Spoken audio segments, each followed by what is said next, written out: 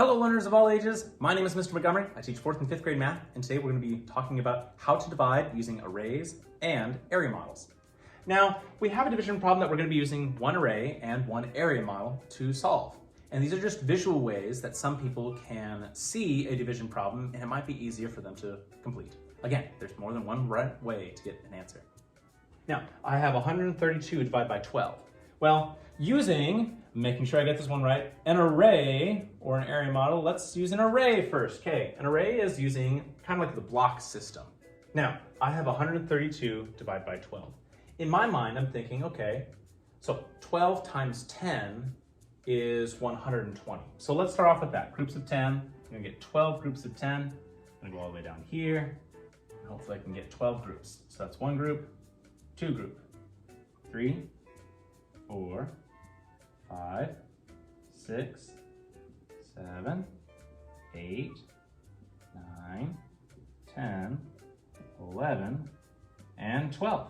Let's double check. 10, 20, 30, 40, 50, 60, 70, 80, 90, 100, 110, 120, 130. Uh-oh. But I'm supposed to have groups of 12. So we're gonna have to rethink this. So I'm thinking that instead of, I think I have 13 groups. 1, 2, 3, 4, 5, 6, 7, 8, 9, 10, 11, 12, 13. I can't have 13 groups, and I can't have 12 groups because that would be way too much because I'm supposed to have groups of 12. So let's try 11. 1, 2, 3, 4, 5, 6, 7, 8, 9, 10, 11. So 10 times 11 is 110. So 110 so far. So I need to see if I complete the ones all the way down, if that'll give me 132. Well, I'll have 2, 4, 6, 8, 10, 12, 14, 16, 18, 20, and 22. So I have 22 there, 110 there. If I add 110 plus 22, it should give me 132. Now this way is pretty confusing at the very beginning, but once you get the hang of it, it is pretty useful. Now the second way is I'm going to be using an area model. Some people call it the box method, but it's essentially I have a box and I'm going to be putting 12 on the outside of the box, similar to how the divisor is, and I'm going to be starting with 132 in the box. Well, I know that 12 times 10 is 120. I did that last time. I'm going to subtract to see how much I have left. So 2 minus 0 is 2. 3 minus 2 is 1. So I have 12 left. I'm going to bring that 12 up to here. So 12 times 10 got me 120. So 12 can go into 12 one time. And 12 times 1 is 12. So I'm going to subtract, not add. I'm going to have 0 left over, so no remainder. I'm going to add these two together to get 11 times. 12 can go into 132 11 times. Now, I find this a way to be a little bit easier. Some people see this a little bit easier than doing the long division method, but you still get the different pieces. If I go over to here, 12 can go into 13 how many times? Well, one time. That's 12, and I have 1 left over. Bring down my 2. 12 again. 12 can go into 12 one time. 12 times 1 is 12, and I have 0 left over. You see that we have different types of numbers. I have a 12 here, but it would have a 0 there for 120, which would be one in the tens place. So they do kind of match up.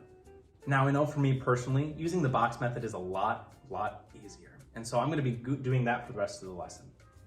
But if you do have questions on how to draw the boxes, for more specifically an array, let me know when you get to class tomorrow. But I have 156 divided by 13. So I'm going to be making my box, and I'm going to be putting 13 outside the box and 156 in the box. Well, I know that 13 times 10 is 130, so I could do that. I could put 10 and 130 and subtract to figure out how much I have left. So 6 minus 0 is 6. 5 minus 3 is 2, and 1 minus 1 is 0. So I'm going to bring my 26 back to the top.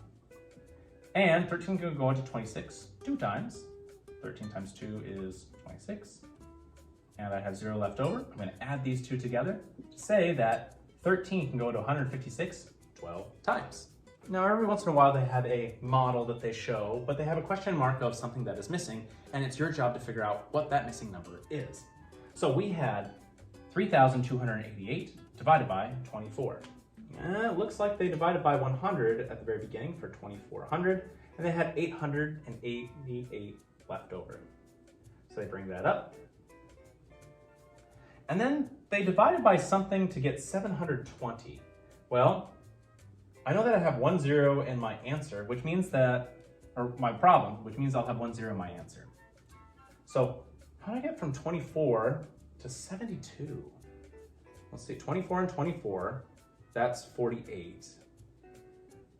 And then 48 plus 24, that's 72. So let's just double check. 720 divided by 24. 24 can go into 72, so it's 24. It's 3 times. Let's see. That's 72. Subtracting 0, coming down to 0. 24 can go into 0 0 times. So it's actually 30. I got something mixed up there. But that's okay. Good thing I double checked. So my missing number should be 30. So if I add 100 plus 30 plus 7, my quotient for this entire thing is 137. All right, my 5th grade friends, if we take a look at page 60, yes, you heard me right, that's your homework page.